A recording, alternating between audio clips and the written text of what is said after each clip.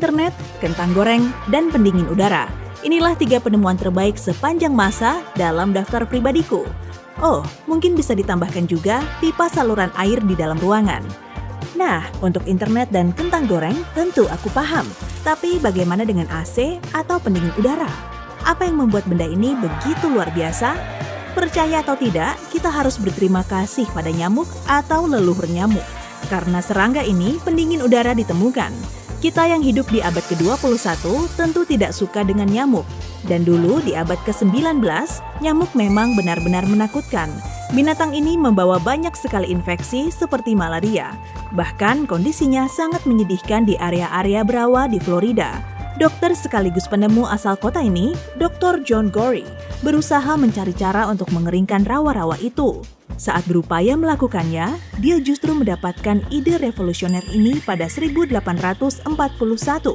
Dia tahu masalah yang sebenarnya ada di udara, jadi mendinginkan udara dapat mengatasi masalah ini.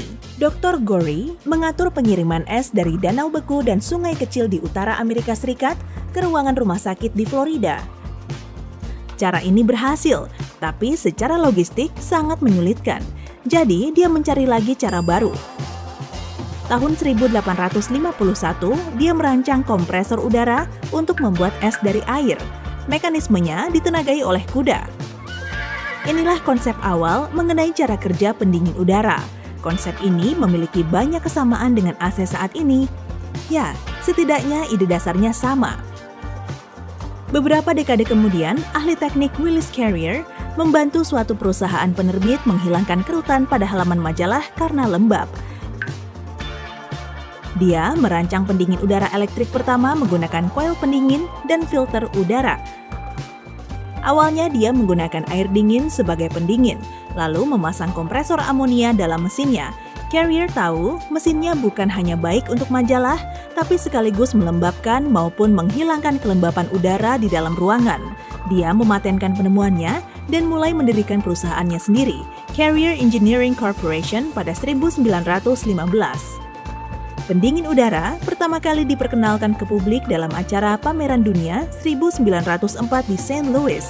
Sebanyak 1.000 orang yang hadir di auditorium tersebut sangat menyukai ide pendingin yang nyaman ini. Tahun 1920-an, benda ini menjadi kebutuhan dasar bagi ribuan orang yang berduyun-duyun pergi ke gedung bioskop untuk menyaksikan bintang Hollywood favorit mereka di layar lebar. Mereka berhasil mendapatkan solusi tak biasa dan memutuskan untuk memodifikasi sistem pemanas agar mengalirkan udara dingin melalui ventilasi lantai. Namun masalahnya, bagian bawahnya terlalu dingin, sementara bagian atasnya masih terlalu panas. Mesin ini masih memerlukan sedikit penyesuaian, tapi akhirnya para ahli berhasil memperbaikinya dan Metropolitan Theater di Los Angeles mempunyai sistem pendingin udara yang bagus untuk pertama kalinya. Mesin ini cukup baik digunakan di gedung-gedung untuk umum, tapi masih terlalu besar dan mahal dipasang di perumahan. Hingga waktu beberapa dekade kemudian, para ahli mulai merancang pendingin udara yang bagus untuk digunakan di rumah pribadi. Tahun 1947, sebanyak 43.000 sistem pendingin udara berhasil terjual, dan kini AC hadir di ratusan juta rumah di seluruh dunia. Cara kerja pendingin udara di zaman sekarang mengikuti prinsip penemuan Carrier, tapi tentu saja jauh lebih hemat energi, lebih minim suara, memiliki diagnostik dan kontrol, sensor elektronik, serta bahan yang lebih baik. Cara kerjanya mengalirkan energi panas dari luar rumah. Mesin ini mengubah temperatur di dalam, membuat udara jadi lebih lembab, serta meningkatkan kualitasnya. AC memiliki 2 bagian dasar atau unit, yaitu unit luar ruangan dan unit dalam ruangan. Maka terdapat 2 kemungkinan skenario. Mungkin AC yang kamu punya termasuk pendingin udara ruangan atau pendingin udara sentral. Cara kerja kedua pendingin udara ini sebenarnya sama. Hanya saja jika kamu punya pendingin udara sentral, hanya ada 1 unit dalam ruangan dan 1 unit luar ruangan. Jika kamu punya pendingin udara ruangan, maka mesin ini ada di setiap ruangan atau ruangan yang kamu pasang pendingin udara, sehingga kamu menghabiskan uang lebih agar ruangan itu selalu sejuk. Di sini akan kujelaskan jenis pendingin udara sentral, karena jenis ini yang kupunya. Jadi, ayo kita keluar untuk melihat unit luar ruangannya.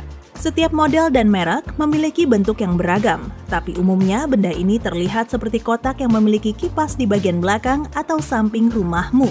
Di apartemen yang lebih besar atau gedung perkantoran, semua kotak ini hinggap berjejer-jejer seperti burung. Oh, sayangnya benda ini terlihat kurang menarik. Unit luar ruangan terdiri dari kompresor, koil kondensor, dan kipas. Benda vital lainnya dalam proses ini adalah refrigeran. Refrigeran ini mengalir ke seluruh sistem, menghubungkan unit luar ruangan ke unit dalam ruangan.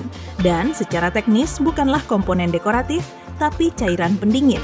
Panas dari udara di dalam rumahmu bercampur dengan refrigeran dan bergerak melalui kompresor, lalu menuju koil luar ruangan. Menariknya, refrigeran dapat berubah dari wujud cair menjadi uap. Refrigeran yang sama digunakan lebih dari satu kali. Kompresor bekerja seperti pompa yang terus-menerus menggerakkan pendingin ini ke seluruh sistem. Refrigeran terkompresi lalu bergerak melalui koil kondensor. Gas perlu benar-benar ditekan, karena semakin tinggi tekanannya, semakin tinggi pula temperaturnya. Ini harus dilakukan agar refrigeran menjadi lebih panas daripada udara di luar. Panas secara alami bergerak dari area panas ke area dingin. Udara di luar masuk ke koil kondensor melalui kipas. Udara panas dari rumahmu tersebar ke udara jalanan. Dengan begitu, refrigeran telah berhasil melaksanakan tugasnya. Refrigeran akan menjadi dingin, berubah menjadi gas lagi, kemudian kembali ke dalam.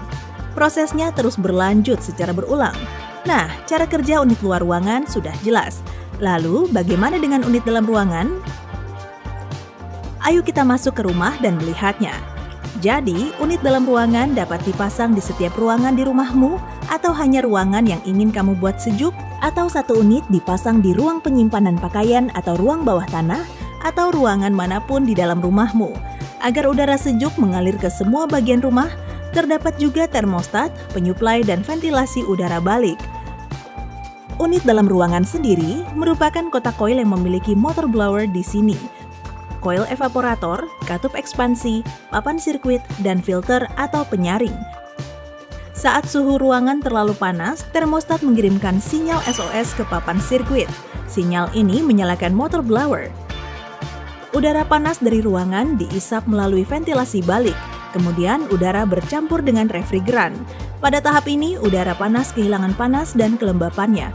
Tapi karena pendingin menerima panas, suhunya menjadi terlalu panas. Akibatnya, belum bisa langsung menuju koil evaporator. Katup ekspansi membantunya menyemprotkan uap dan melepaskan sedikit tekanan berlebih.